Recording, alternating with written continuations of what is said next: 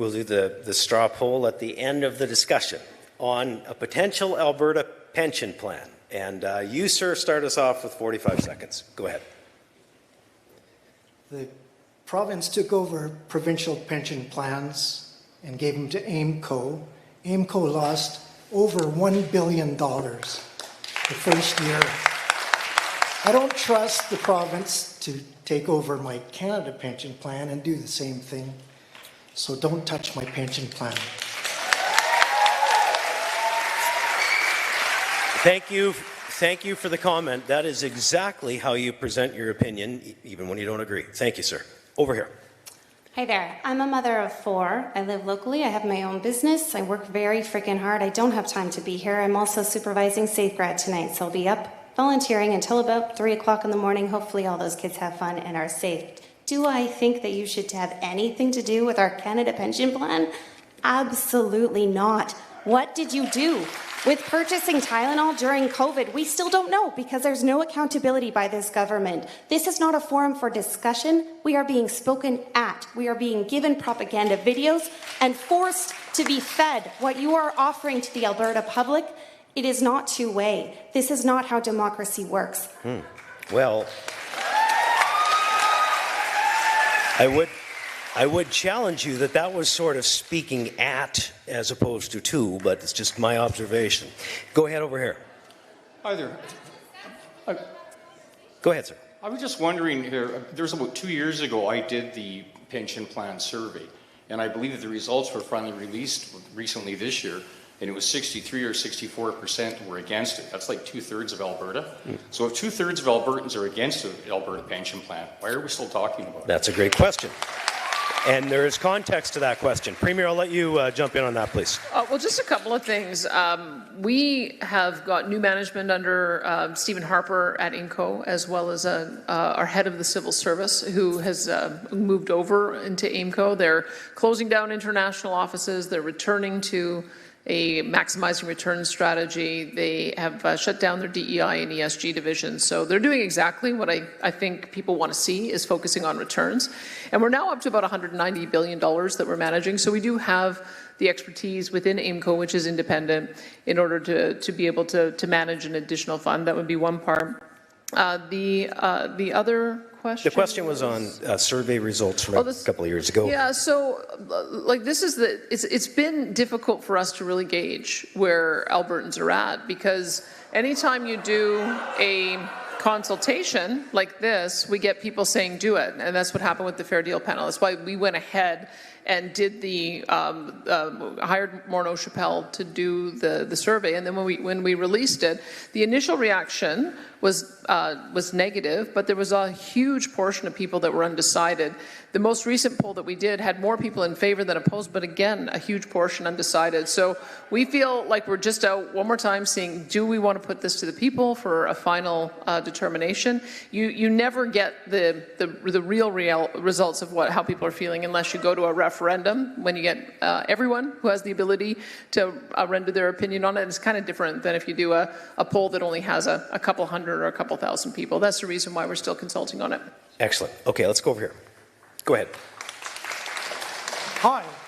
Hi. I'm a new person in Medicine Hat. I moved here about 5 years ago. I find Alberta, Medicine Hat, absolutely awesome. So, great place to live. But I will say no to an Alberta pension plan, and I will say no to separation.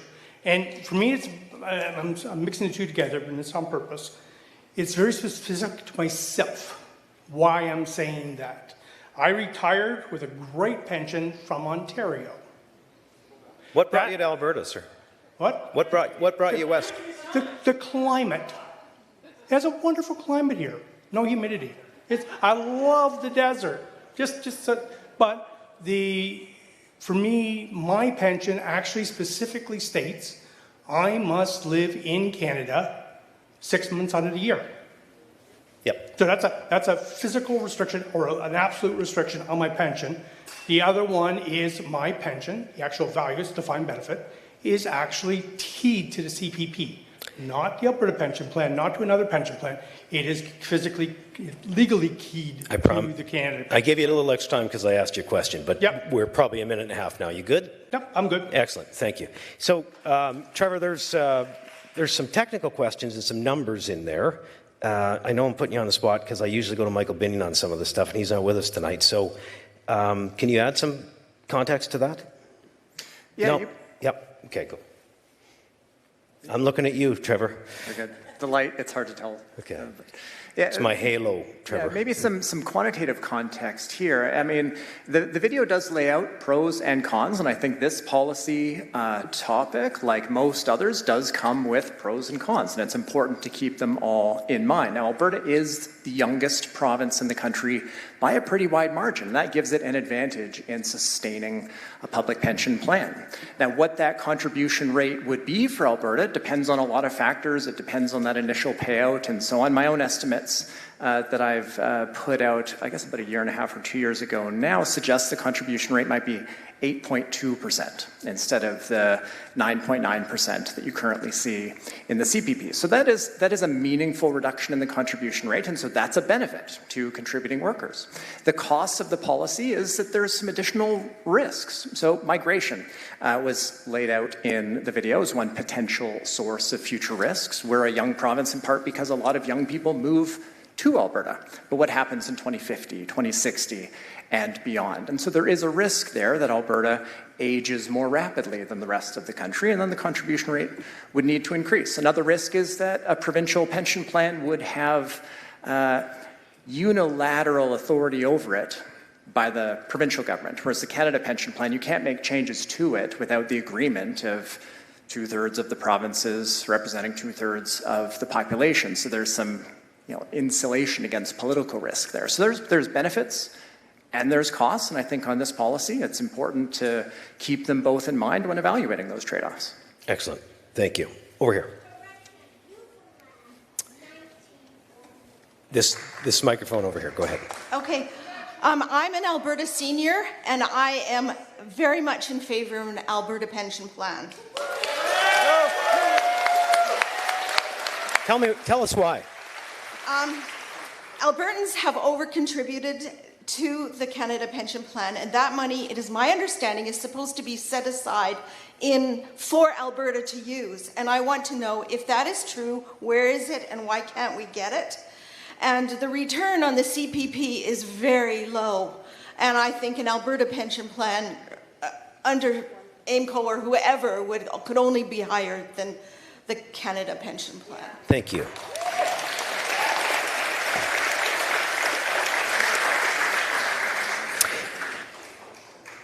Okay, we'll add some Only comment. just to say, Bruce, that's part of the problem is that there isn't a pot of money set aside for Alberta, and that's one of the conversations that we're trying to have with the federal government of trying to get a fix on if we did create our own plan, what that transfer would be.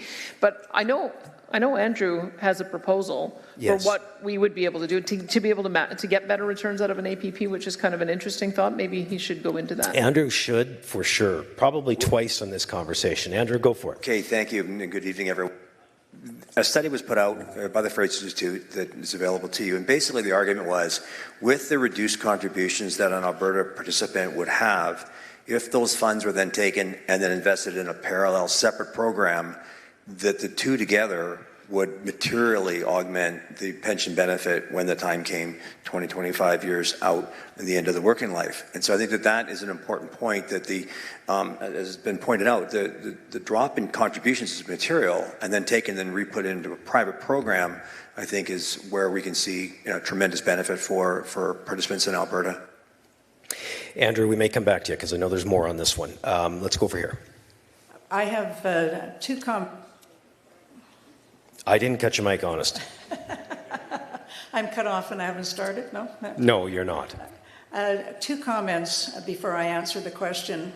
The first is when I registered to attend this evening, I thought that we were going to have an open discussion on topics, not be subjected to a sales pitch on what your government wants us to believe. There should not... That's what we're doing. We should not be listening to a sales pitch and then have to answer your question.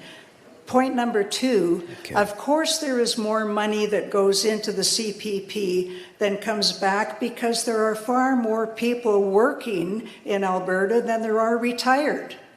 Exactly. Let those who work. That's it. That's a good point. And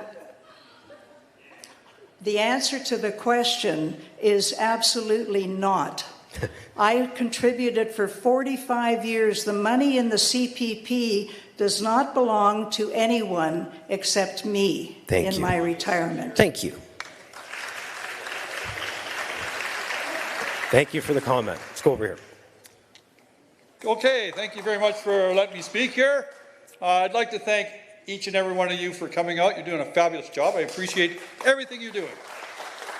Now that I have seen some of the Alberta Prosperity Project's figures come out, I just want to know what you, as I think there's 13 of you, that have a better solution to Alberta separating, or should we stay in? And what can you offer that's better than what Alberta Prosperity Project does? Thank you. So I'm not sure where you were on the question, but you're not in favor? Yeah. Okay, we got you. All right, we're going to go over to this mic. Go ahead here. Go ahead over here, so we're going to the next one. Yes, thank you. Thank you. Okay, go ahead. Yeah, well, thank you for providing us the opportunity to speak here and to answer some of our questions. My question is, we know that Alberta has been contributing a disproportional amount to the Canada Pension Plan compared to the benefits we receive from the plan. If we were to take our contributions and get all of the benefits of those contributions, why is it so much a concern? I'm asking those, I'm a senior myself and I'm receiving Canada Pension. Why is it so much a concern that we wouldn't be getting as much from an Alberta pension plan compared to the Canada Pension? Yeah. Thank you, sir. Andrew and Premier, both of you can probably add to this one. Well, I would say that if we're paying in $9 billion in premiums and our seniors are receiving back $6 billion in benefits, that's $3 billion year after year after year that's going to the federal government. That's why that, especially as it gets reinvested, that's why our contribution that would come back keeps growing. And it's going to keep on growing if we continue under this scenario for another 50 years. Now it's going to be another $150 billion more that we pay in than we get back in benefits. So that's, I guess, the value proposition is under the rules, you cannot leave the CPP unless you give the same or equal benefits. So that indemnifies and protects every person who's a current recipient. But the question would be is if something happened to change that mix, would that mean that our premiums would go up? I think that's unlikely. I think it's far more likely that we're going to continue on as we are overpaying and having no control over the management expense ratios that they have at the federal level. Andrew, to this point, or do you want to wait a minute? Your call. Well, I just want to state this is obviously a very emotional issue. This has been typical of the kind of conversations we've been having at all of our prior panels. And, there are voices that would oppose any change to the CPP, and they're going to focus on the emotion and, frankly, in the fear of it. But as we've been hearing tonight, the math is straightforward. The only thing I'd share as well is in a prior panel, I think it was in Fort McMurray, we had a gentleman tell us from the microphone that his father, when he was a younger man, was a federal employee in the Federal Department of Finance, and he was told in the late 70s, son, you better get your own plan because the CPP is going to be bankrupt, it just won't work. And it turned out not to be the case, and the reason is this province, the energy industry, and particularly the oil sands and the contribution made then. So we've already bailed out the pension once. All right. Thank you, Andrew. We'd like to get through a couple of more for sure. Over here.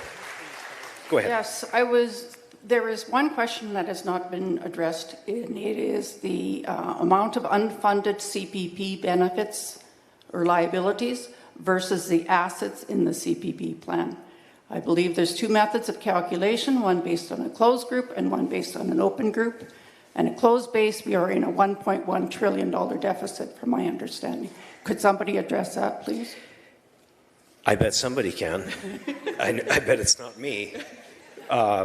Trevor, Premier, go ahead. Yeah, that's a great question. And you're right, the CPP is what's called partially funded. So it's not a plan that has accumulated enough assets on its own to pay out all of the committed benefits. And so that's why we need worker contributions to make up that difference. And so what the chief actuary does every 3 years is calculate what the minimum contribution rate would need to be, they think, to, over some very long time horizon, 75 plus years, bring in enough money to make up for that shortfall. And that's the exercise that's done for the Alberta pension plan analysis too. And so the 8.2% contribution rate that I referenced earlier, that is, reflecting the fact that the Alberta pension plan too would be partially funded, and it's the worker contributions that makes up that gap. Right here, go ahead. Question. Quebec operates their own CPP, correct?